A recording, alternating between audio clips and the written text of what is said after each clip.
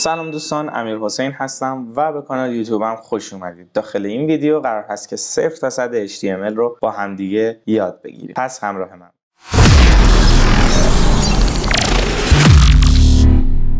قبل از اینکه بریم سراغ آموزش میخوام بهتون بگم که داخل کانال من کلی آموزش‌های رایگان وجود داره که اگر بخواید بهشون دستیابی داشته باشید میتونید وارد چنلم بشید و دسته‌بندی‌های مختلفی که وجود داره رو ببینید. از آموزش هک و امنیت تا مسائلی مثل ساخت VPN های شخصی رو داخل چنلم آموزش دادم و همچنین زبان‌های برنامه‌نویسی مختلف رو سعی می‌کنم آموزش بدم و داخل چنلم براتون قرار بدم. طوری که من برنامه‌نویسی کردم شما میتونید طی 10 جلسه به صورت کامل HTML رو یاد بگیرید که الان در قسمت اولش قرار دارید و قراره که داخل این جلسه بیشتر با هم روی این بحث کنیم که HTML چی هست، برای چی استفاده میشه، چرا باید یادش بگیریم و اینکه یه سری خب ساختارهای اولیه و شروع کار رو بهتون آموزش بدم. برای اینکه بتونم بهتر بهتون یاد بدم نیاز دارم از یه ابزاری کمک بگیرم تا بتونم براتون بنویسم و یه سری چیزها رو به صورت نوشتاری ببینید و همین که بتونید توضیحات رو به صورت کامل بشنوید. پس من صفحه تبلت کمک میگیرم، شما هم بیایید با من روی صفحه تبلت تا با هم دیگه بتونیم بهتر این مسئله رو کار کنیم. اولین موضوعی که برای ما پیش میاد این هست که HTML در واقع یک زبان برنامه‌نویسی هست یا نه. این معمولا به صورت یه جوک بین برنامه‌نویس‌های سمت وب یا برنامه‌نویس‌های بک‌اند و فرانت اند که بعداً بهتون میگم اینها چیکار میکنن و توی چه حوزه‌ای هستن، معمولا به صورت یه جوک بیان میشه و همه میگن که HTML مگه زبان برنامه‌نویسیه؟ نه، در واقع HTML ماهیت‌های یک زبان برنامه‌نویسی رو به صورت کامل نداره. ما خیلی راجع به این بحث کردیم. HTML در واقع طبق چیزی که خودش گفته و داخل داکیومنت ها وجود داره یک زبان نشانه گذاری هست. یعنی شما یه سری چیزها دارید و میگید که اینو مثال میزنید که این چیه. مثلا من یه دونه متنی دارم داخل وبسایتم که اسمش رو مثلا گذاشتم خرید کنید، یا بذارید یه چیز عامیانه تر بگیم که شما دیده باشید افزودن به سبد خرید. این باید نشانه گذاری بشه که متن هست، دکمه هست، لینک هست، چیه در واقع چیکار. بر فرض مثال اگر بخوام این رو به عنوان یک متن به مرورگر بفهمونم که این یک متن و نشون بده به کاربر، میتونم از تگ های مختلف متنی که وجود داره داخل HTML براش استفاده کنم. چیزی که مثلا میتونم اینجا بیارم، از هدینگ استفاده نکنیم، مثلا بگم این یه تگ این یه تگ A هست که من بعدا میخوام بهش مثلا یه لینکی هم بدم. حالا نمیخوام زیاد مثلا توضیح بدم و یا نه مثلا hrefش فلانه. به این میگن زبان HTML یا زبان نشانه گذاری که با استفاده از این نشانه و این نشانه گفتم که این یه متنی هست که شامل لینک هست. الان مرورگر فهمید و این مقداری که داخل این href بین دبل کتا میذارم میشه لینکش و میاد به متن لینک میده و زمانی که به عنوان کاربر داخل مرورگر روی این دکمه کلیک بشه، روی این متن کلیک بشه، اون لینکی که هست لینک شما رو ارجاع میده به اون صفحه‌ای که لینک شد و به این صورت کار میکنه. این در واقع اینطوریه. اما در زبان‌های برنامه‌نویسی ما یه سری شرط داریم. یعنی میگیم if اگر فلان اتفاق افتاد بیا این کارها رو انجام. مثلا این بحث شرطی بودن هست. یا مثلا میگیم خب اگر مثلا اون اتفاق نیفتاد بیا این کارها رو انجام. ما به این میگیم ساختار برنامه‌نویسی که HTML اصلا از چنین چیزهایی پشتیبانی نمیکنه. شما هر زبان برنامه‌نویسی کار کنید اولین چیزی که داخلش باید یاد بگیرید بحث if و else یا بحث شرط هست داخل زبان‌های برنامه‌نویسی که چنین چیزی رو ما اصلا داخل این بخش نداریم. شما در واقع مثل هایلایت کردن هست. شما یه متن خیلی طولانی دارید یا مثلا یه سند خیلی طولانی دارید، یه تیکه تیکش رو هایلایت می‌کنید. اینجا راجع به فلانه، اینجا راجع به اینه، اینجا راجع به فلان چیز هست و اینجا به این صورته. یعنی یه جورایی شما میایید اینها رو نشانه گذاری می‌کنید و میگید که هر عنصر چی هست و چیکار می‌کنه. حالا سوال ممکنه این باشه که اگر HTML یک زبان نشانه گذاری هست چطوری داره داخل وب استفاده میشه؟ یک کار ساده‌ای میتونم بهتون بگم. با من بیایید روی صفحه سیستم دوباره.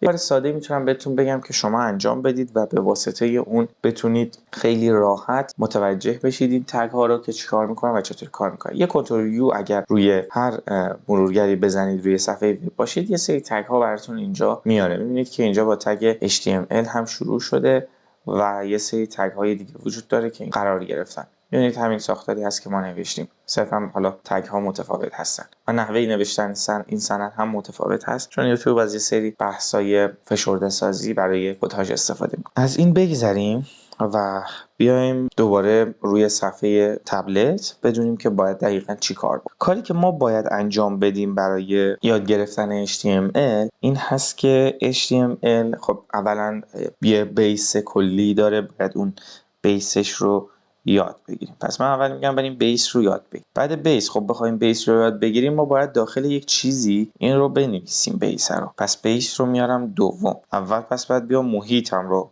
اوکی کنم یا یک دونه IDE برای برنامه‌نویسی استفاده کنم. بخوام حالا بعداً یه سری زبان‌های دیگه هم روی همین قالبم کار کنم، روی وبم کار کنم، خب بعد یه IDE داشته باشم. یا میتونید برای خود HTML مثلا یه ویرایشگر ساده کد هم داشته باشید. یه ویرایشگر ساده کد هم میتونه کارتون رو اوکی کنه. حالا من بهتون 2 تا پیشنهاد میدم. اگه یه ویرایشگر ساده میخواید که بتونید واقعاً یاد بگیرید، نوتپد پلاس پلاس خیلی کمک. ولی خب حالا بخوایم یه آیدی باشه که بعداً کمکمون هم بکنه، آیدی جامع داشته باشیم، میتونیم از VS کد استفاده. نحوه دانلودش هم چطوریه؟ برید روی سیستم من بهتون بگم.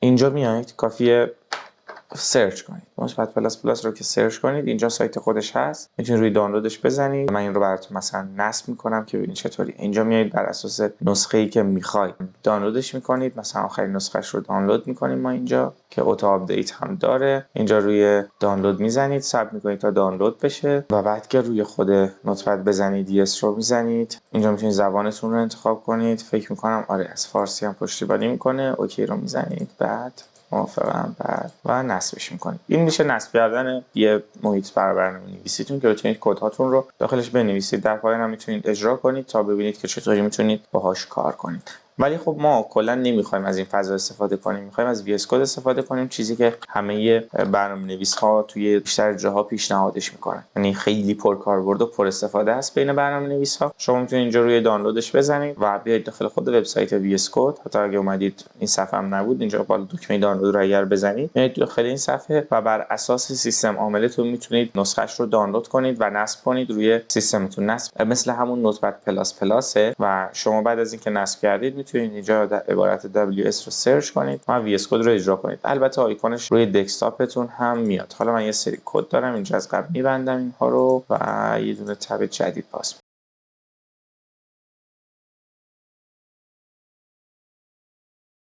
خب این محیطی هست که شما میتونید به عنوان VS کد ببینید و شروع کنید به کار کردن باهاش.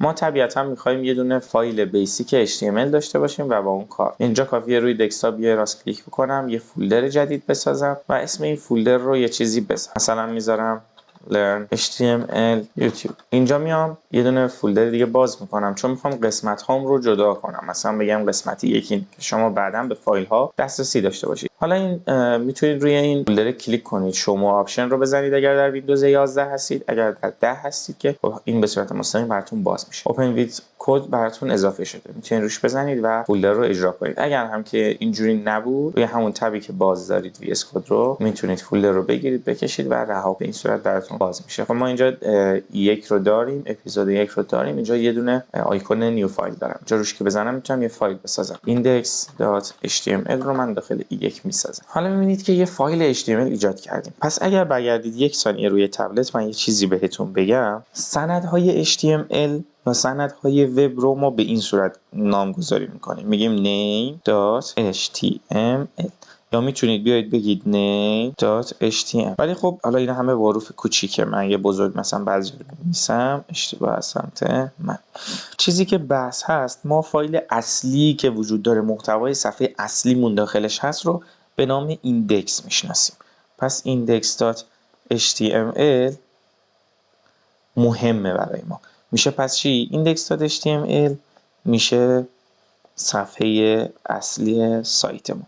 اگر داخل یه هاستینگ رو بندازید، حالا بعدن که بخوایم بحث بک‌اند اینا رو قاطیش کنیم، مثلا بشه index.php، حالا اینطوری چیزی که میخونه ایندکسه، حتی اگه 100 تا فایل مثلا PHP دیگه هم کنارش باشه. خب این رو خاطرتون باشه که اینا رو سعی کنم اصلاح کنم. خاطرتون باشه که پس ایندکس بر صفحه اصلی ما استفاده میکنیم و بسیار حائز اهمیت هست. حالا صفحات بعدی که بخوایم بعداً با هم دیگه کار کنیم، مثل حساب کاربری و موارد دیگر، رو روی نامگذاری هاشون میتونیم بعدا صحبت کنیم. پس برمیگردیم روی سیستم تا با هم دیگه بیسیک کد رو بنویسیم.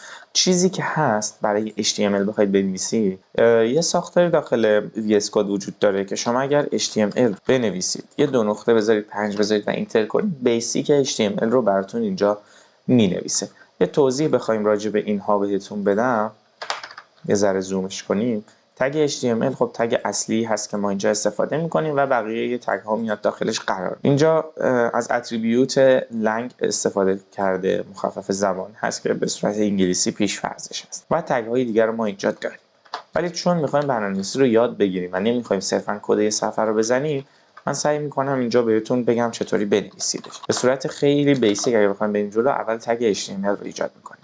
بعد 2 تا تگ داریم، یکی به نام head و بعدی هم به نام body. این 2 تا تگ رو همیشه خاطرتون باشه. حالا بادی ما بسته نشد، این 2 تا تگ اصلیتون هست. چیزهایی که داخل بادی هست محتوایی هست که شما داخل وبسایت میبینید. داخل تگ هد رو به صورت شهودی داخل صفحه‌تون نمیبینید، داخل بادی مرورگر نمیبینید. بعد از بادی و هد، تگ اصلی که باید داخل هد بنویسید تگ تایتل هست. حالا اصلاحش کنم تایتل و اینجا عنوان سندتون رو بنویسید. مثلا فروشگاه آنلاین کتاب، یه چنین چیزی. اگر بخوایم این فایل رو باز کنیم داخل فولدری که ساختیم، اگر بیایم ایندکس HTML رو باز کنیم، می‌بینید اینجا عنوان خورده فروشگاه آنلاین کتاب. همینجا که مثلا عنوان چنل یوتیوب من اسم چنلم خورده، اینجا هم فروشگاه آنلاین کتاب خورده. پس این چیزی هست که به عنوان تگ تایتل باید بلد باشید. میتونید به HTML اینجا بیاید مثلا زبان صفحه رو به عنوان یک اتریبیوت معرفی کنید. راجع به اتریبیوت ها بیشتر صحبت می‌کنم. مثلا میذارم انگلیسی یا بذارید فارسی، فرقی نمی‌کنه. حالا چون فعلا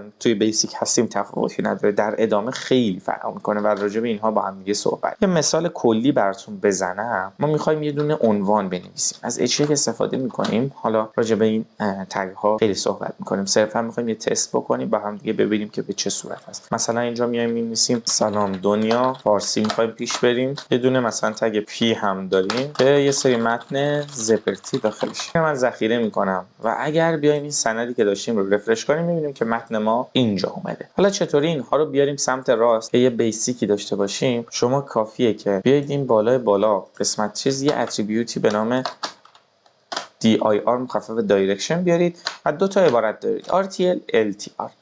RTL مخفف right to left هست و LTR مخفف left to right هست.